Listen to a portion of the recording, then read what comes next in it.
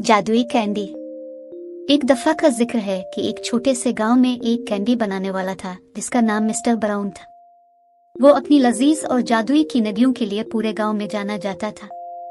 गांव का हर बच्चा उसकी मिठाई की दुकान पर आता और उसकी कैंडी खरीदता। वो ना सिर्फ मीठे थे बल्कि जादुई भी थे।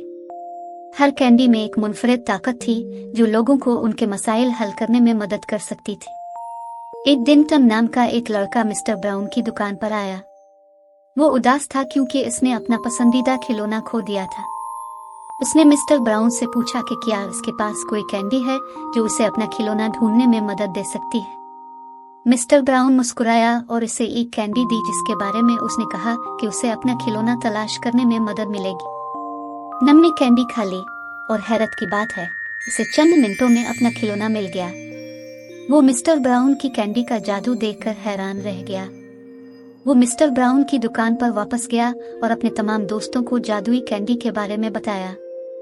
जल्द ही जादुई कैंडी की खबर पूरे गांव में फैल गई और लोग दूर दूर से मिस्टर ब्राउन की कैंडी खरीदने आए।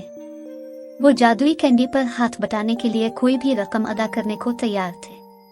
बराकरम मेरे चैनल को लाइक, शेयर और सब्सक्राइब करें।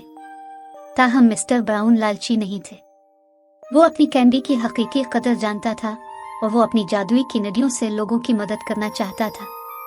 उसने अपनी की नदियों की कीमतों में कभी इजाफा नहीं किया और उसने हमेशा इस बात को यकीनी बनाया कि उनकी दुकान पर आने वाला हर शख्स उनको बर्दाश्त कर सके। मिस्टर ब्राउन की जादुई कैंडीज पूरी दुनिया में मशहूर हुई और उन्हें बड़ी कंपनियों की जानिब से पेशकशें मौसूल हुई जो उनकी रेसिपी खरीदना चाहती थी।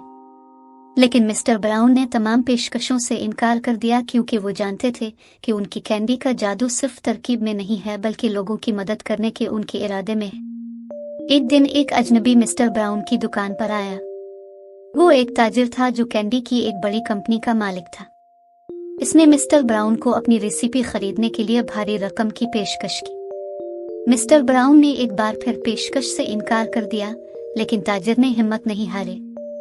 वो हर रोज मिस्टर ब्राउन की दुकान पर वापस आता रहा, इसे अपनी तरकीब बेचने के लिए राजी करने की कोशिश करता रहा। मिस्टर ब्राउन ने ताजिर के मुसलसल दौरों का दबाव महसूस करना शुरू कर दिया। इसे अपनी माली हालत और अपनी दुकान के मुस्तकबिल की फिक्र होने लगी। इसका ख्याल था कि इसकी तरकीब बेचने से इसे माली तहफ़्फ़ुज़ मिल सकता है और वो इस रकम से ज्यादा लोगों की मदद कर सकता है जो इसे मिलेगा। लेकिन फिर इसे अपनी जादुई कैंडी की असल कीमत याद आई।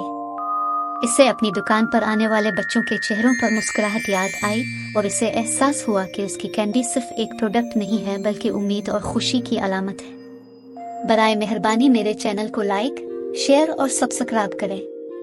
उसने अपनी अक़दार पर कायम रहने का फैसला किया और ताजिर की पेशकश को हमेशा के लिए ठुकरा दिया। ताजिर मायूस होकर दुकान से चला गया लेकिन मिस्टर ब्राउन ने अपने फैसले पर राहत और फख्र महसूस किया। साल गुजरते गए और मिस्टर ब्राउन की दुकान तरक्की करती रही। इसकी जादुई मिठाइयाँ लोगों की जिंदगियों में खुशी और मसरत लाती रही। लोग न सिर्फ उसकी लजीज की नदियों की वजह से बल्कि उनकी दियानतदारी और अक़दार की वजह से भी उनका एहतराम करते थे। आखिर में मिस्टर ब्राउन की कहानी एक लेजेंड बन गई और लोग अब भी इसकी जादुई कैंडी और इससे सिखाए गए इखलाकी सबक के बारे में बात करते हैं। सबक आसान था, अपनी अक़दार पर कायम रहो और कामयाबी आपकी पैरवी करेगी। मिस्टर ब्राउन की जादुई कैंडी सिर्फ एक प्रोडक्ट नहीं थी, ये दियानतदारी, दियानत और नेकी की अलामत थी।